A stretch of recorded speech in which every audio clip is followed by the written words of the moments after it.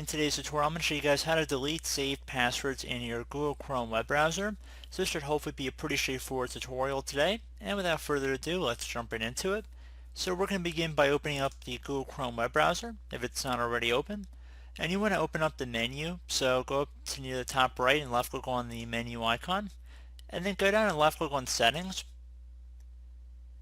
On the Settings window here, scroll down until you get to Advanced and left click to expand the view. Scroll down until you get to the Passwords and Forms section, and then where it says Managed Passwords, left click on that.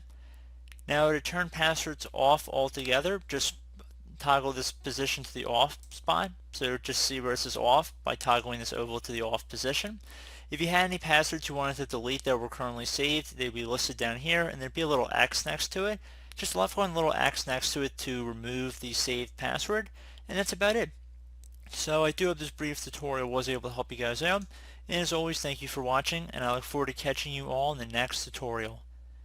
Goodbye.